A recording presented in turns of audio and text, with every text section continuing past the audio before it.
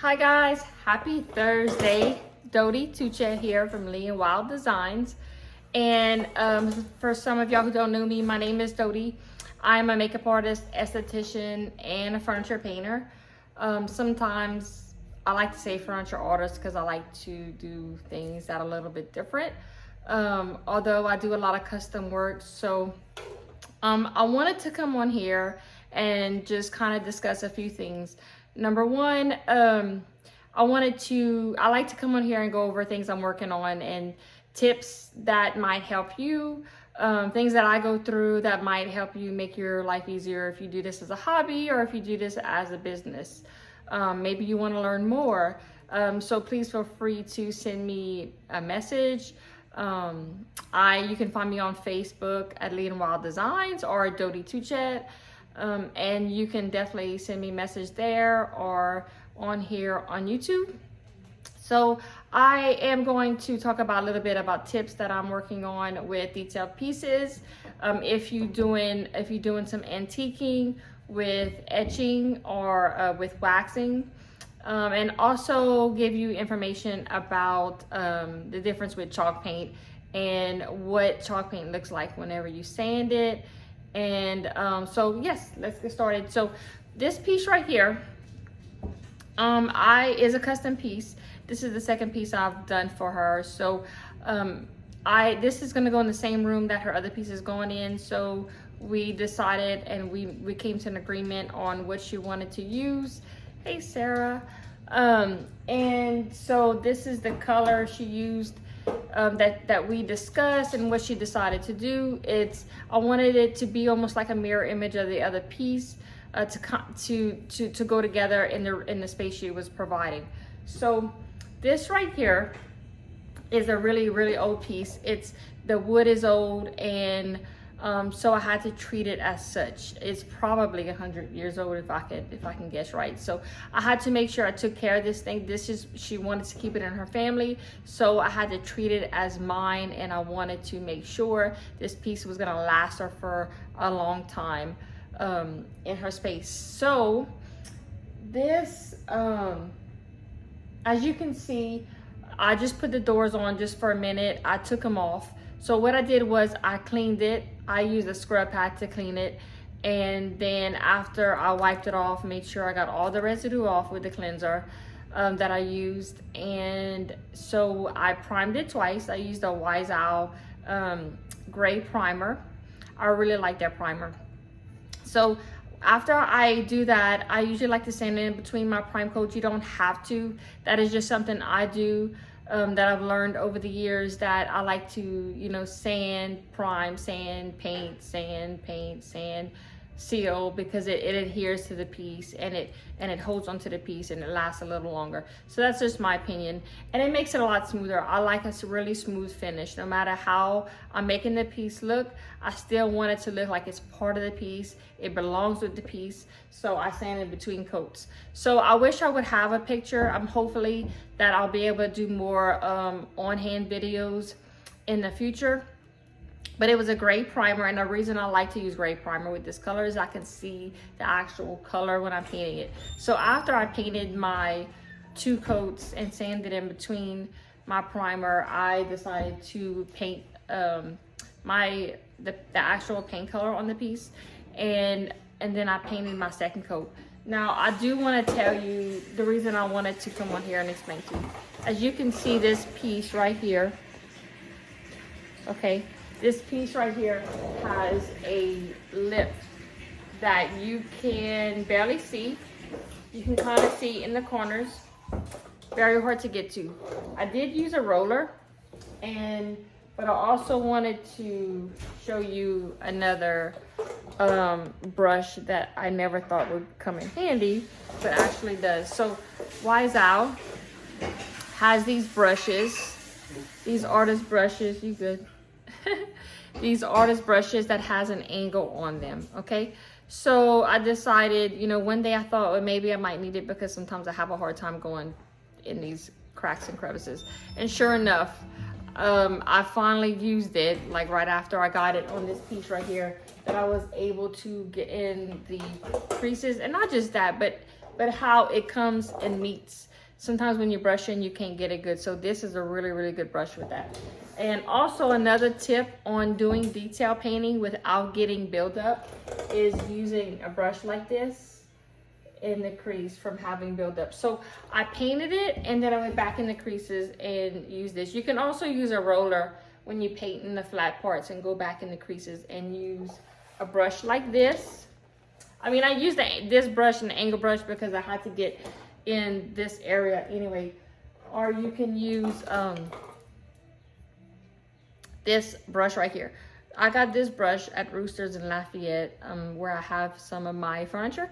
So it has a point, and as a makeup artist, I had to think about, okay, this makes sense because of what I've done with makeup. So I love blending. As a makeup artist, blending is always been my biggest thing. Always taking, you know, taking a beauty in someone's face and just showing them what they already have. Just bringing out the beauty, bringing out the details of that person. So that's what I like to do with furniture. Anyway, brushes are the same as in makeup. This is a point right here. So this is gonna fit really, really good in the creases and the crevices without buildup as well. So it'll give a good line inside the creases without buildup. And you wanna make sure you don't have buildup. And also you wanna make sure it's really, really smooth in between. Whenever you, if you do any waxing or glazing, anything like that. So you want to make sure it's smooth. So that's another reason why I like to sand. So what I did was I brought my doors out. I used a 320 orbital sander and sanded where I wanted the etching, because this is a custom piece and this is what she wanted. She wanted the wood to show through, but I want a piece that is etched that's gonna still be classic and gonna stay classic and timeless for years to come. So I didn't want the whole thing to be done. I just want it to be done like it's original, like where it would be touched, where it would be worn. So with the orbital sander, the 320, I have more control. You have more control over that if you use it the right way to make this look like this. So I did it more where it would be more worn, but I had to have more control over it. So it's not sanding and smoothing down the whole piece, but I just used the orbital sander where I wanted it to look a little bit more worn, to more natural worn. And that's what I did with the orbital sander. I did that with the doors. Now I'm probably gonna take the doors off because it does have its original hardware. And its original hardware back in the day, they didn't have the Phillips head, they had the flat head, and they were really small. And I try to keep its original with custom pieces that are old as much as possible, but I will probably have to put some new screws in there. So, because some of the hinges were kind of warped. But I will tell you with old pieces, just a tip, definitely important. I take every door and I put the top hinge and the screws in one Ziploc bag, and I put top hinge right door, top hinge left door, and I also put the bottom hinge in a separate bag. I do that because after years of it having been open and closed and open and closed and moved, it creates a memory. And when you have an old piece, it settles the way it is. So if you get it mixed up, it's not gonna have the same settle if you get it mixed up. So I try to keep it the same because the settling of the doors and the piece is gonna fit a lot easier and a lot better, especially when you have original old hardware. It's always important to know. What else? So I did clean the inside and the side of the doors, and I'm gonna be putting the Wise Owl salve on the piece. It comes in liquid, but I probably am gonna use this with this brush. This brush is awesome, guys. Whenever you salving furniture, and as an esthetician, I will tell you, this is awesome. This is the bomb. And actually, as an esthetician, I'm gonna tell you something else, that this is great for dry skin. I don't use it on my face, but I do use it on my neck because I'm very sensitive to things. And if I pick up something that's not as natural as it can be, it could cause a rash. So I did get something on my neck at one time, and I do put it on my neck because it was so dry, and it's amazing, the hydration and the healing properties in this piece. This stuff right here, there's so much I could tell you about this. It's antimicrobial, antifungal. So not only is it good for furniture, it gives the wood a drink of water, it's great for old pieces to keep the solidity, to keep it solid and to keep it strong, to keep the wood the way it is for as long as it can be. I would probably do this every 6 months to a year and recondition your wood, give it a drink of water, and to keep it smelling good, because this stuff smells amazing. Okay, so what I did was, after I did the doors, I took a angled, you can either use these Serve Prep pads,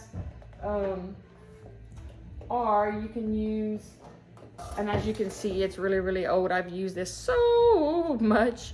It's a 320, so as you can see, it has an angle on it, which is great because I can go in the creases to sand in all my pieces. So that's what I did. I didn't go and sand this with a sander yet, the orbital sander.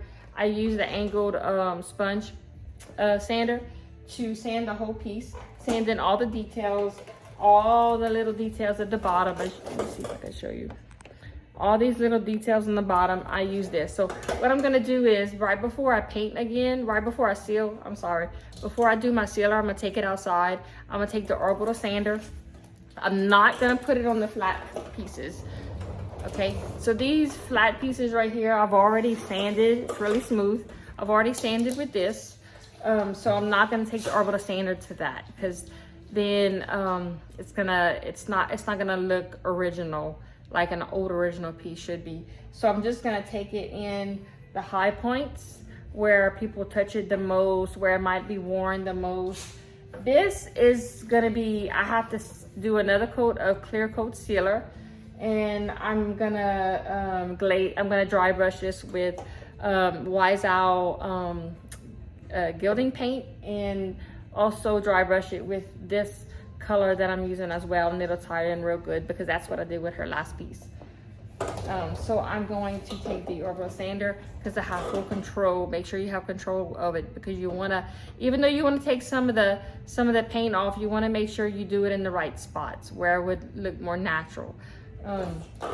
So I'm gonna do that. I'm gonna take that outside, then I'm gonna wipe it all off, blow it off, and then I'm gonna seal it.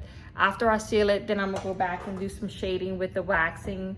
I did the other one with the waxing, so that's probably what I'm gonna do with this. I'm gonna blend a little bit of brown and gray wax in with this, because I don't want it too brown on this piece. So that is what I'm gonna be doing with this piece. And as you can see, when I painted it, because the second coat of paint, I actually sprayed it, I still have this one I have to take off the tape and do a clear coat of primer on the arms and legs. Isn't this a beautiful piece? I mean, it's just gorgeous. So I cannot wait to show you. Hopefully I'll do a video of the waxing part of it as well. Okay.